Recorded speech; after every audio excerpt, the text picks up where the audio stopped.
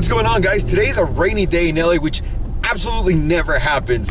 I'm Alejandro, and let's talk about cars. Yo, hit it, Pedro!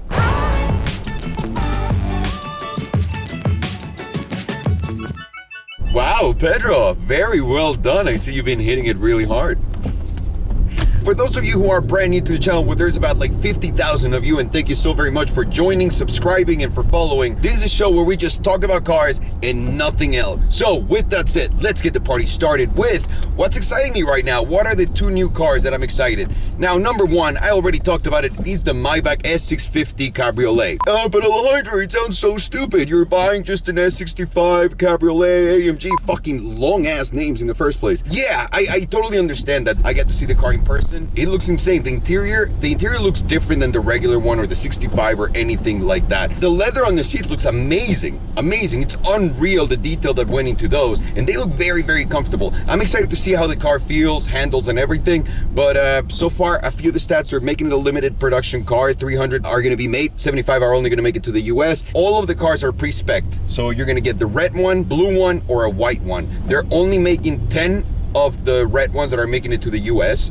32 of the blue and 33 of the white, or the other way around. I didn't know that the red color on the one that you see right now, it's the classic Maybach color, so that's, I'm guessing that'll be more exclusive. I have no idea. Honestly, guys, I'm getting one. Why am I getting one? Because I want it done. I know that sounds weird. Oh, what the fuck did you just say, Alejandro? I want it done. I want a big car convertible that's luxurious, where I can take the boys out and go on an adventure. Why? Because it fits with the channel, with everything that we're doing right now so well. And the Dawn's $100,000 more. And now you're thinking, but Mercedes depreciate like a mofo too, Alejandro. Why the hell would you buy this? I am willing to take a gamble on this one and say that just the rarity plus the Maybachness plus the little bit of extras that they added to the car will be enough for people to really fall for it. That's 100% my bet on that. And what does that mean to me? That means that I get to drive a car way more and not lose as much money for the show. So, boop, let's fingers crossed. That's one. The second one is, it's another car that is not brand new. It's not that,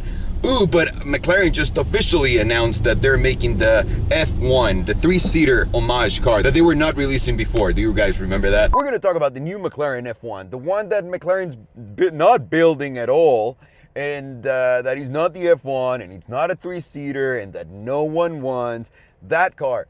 There's only 64, and McLaren itself is sending out the contracts to whoever they think is worthy of that. So they're gonna do it. They're gonna make 64 of those cars. That's the last time I saw one of those contracts. I thought they were making 64 cars. I'm not entirely sure where they at right now with that. Three-seater, and it also read on the contracts that it was not gonna be street legal, which is a little bit concerning, but then again, remember that the P1 GTR is not street legal, but there are some street legal P1 GTR. So with that in mind, know that that car is going to be obscene. 3 people, it's an homage. It's not like directly another F1, because the F1 was the benchmark, and this is not supposed to be that. This is supposed to be a hyper cruiser GT, if that makes any sense whatsoever in your head. It does in mine. So I hope we're still here. We're still here. Obviously, I have no chance in the world at getting one of those. Damn. That's a cool car, just not for me. Now from there, let me go into something that I loved. And you know what I loved? I loved the damn Grand Tour. That came out 2 days ago. The boys are back. Jeremy, Captain Slow, and Hammond are back, and it was awesome. I hate talking about movies, and I hate to talk about TV shows and car shows, because I work in that industry, and it's like when you know a magic trick, once you know how it's done, you're like, but these guys just spent every single dime that they got to make this show.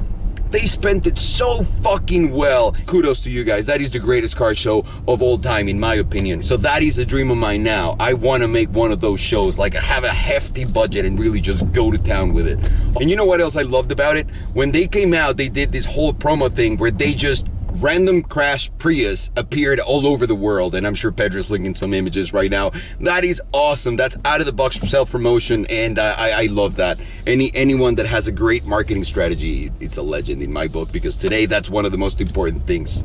Boom! Incredible! And from something so awesome, I want to go into something that's like, what the fuck, which is, how do you guys think Donald Trump's presidency will affect the car world in the United States or in the rest of the world? I'm going to tell you right now the facts, because a lot of people seem to be confused about this. It's rather simple. What Donald Trump wants is for everyone, for no jobs, to leave America, according to what he pitched at the beginning, right? He doesn't want NAFTA to wait the way it's working, because all of the cars that Ford, that General Motors, that Mercedes, that everyone's taking to Canada or to Mexico to produce because it's way cheaper to produce, he doesn't want that. So he'll make Ford, for example, say, fuck your plant there, you keep building cars in here. So if that happens, the reality is he's planning on taxing imports. That way, American cars will be way cheaper in America and people will be more motivated to buying American, also creates more jobs and all that shit.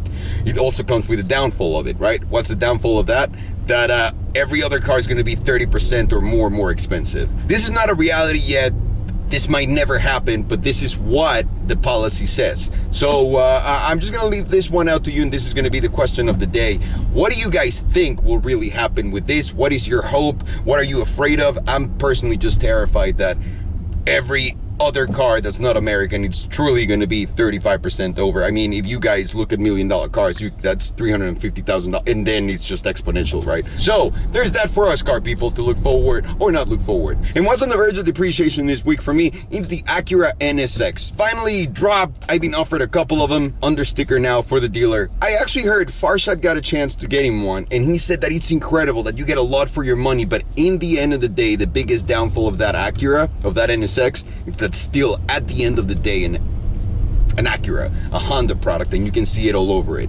I have not personally yet touched the car, but just looking at the market and everything that's going on, that car will go down and go down and go down, and then at some point way down in the future will go up. But for now, it's just going to take a free dive, I think, from now on. What do you guys think? And before ending the video, guys, a lot of you have been asking me, what's the deal with the gang? Did you leave the gang or not?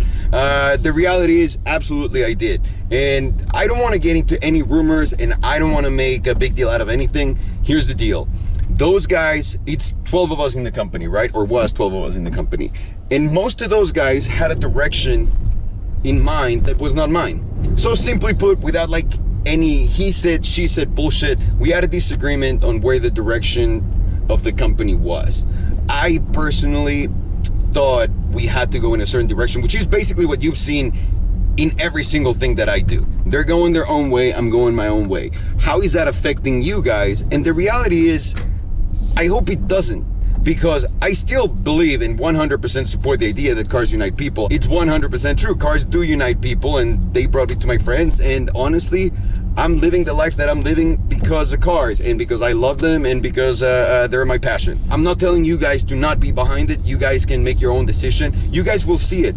A lot of you were confused about like, what's gonna happen to Banging Gears? What's gonna happen to the channel? What's gonna happen to Let's Talk About Cars? I don't know why that was a question. Those are all my shows. Let's Talk About Cars. Let's Talk About Cars was my show. The Hot Box Hot Topics is my show. Banging Gears is our show.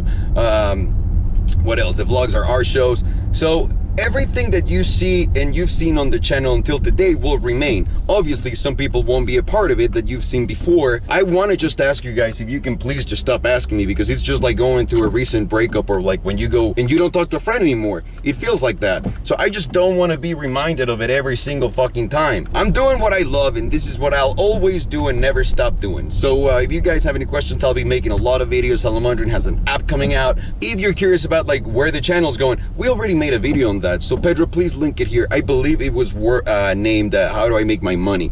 And in that I explain everything that I'm doing right now. Like literally everything is right there if you're curious about it. I always appreciate your support, guys. It means the world to me, and I never intend to create any problems. I literally just walk, whenever I see a problem, whenever I see that something's not going to work out, whenever I see something that's not right in my eyes. I can obviously be wrong every single time. I walk away from it without saying anything. No one's at blame.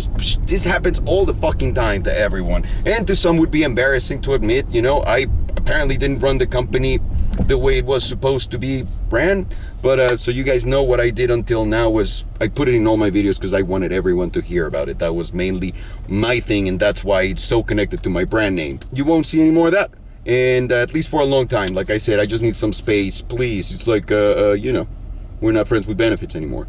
Everything aside from literally cupgang.com or carsunitepeople.com and their store will still happen the way it's been happening. So nothing's changing for that. We're still gonna throw events. Pedro, Fargini, myself, and some others will be throwing events like we always do. Our thing has always been uniting people, but most importantly, it's about to have fun. I want people to enjoy their life, to not think about like that shitty day that they're having, these fucking stupid problems that we're talking about. I just want them to like zone out and go to a happy place. That's my message that I'm always getting across with everyone. Don't take life too seriously. Respect that everyone has an opinion and they can be completely separate from yours. So anyways, that's a big spiel. Thank you so very much for watching. Thank you so very much for your support. I'm Alejandro and I do not approve this message. Thank you guys. Take care. Oh, PS.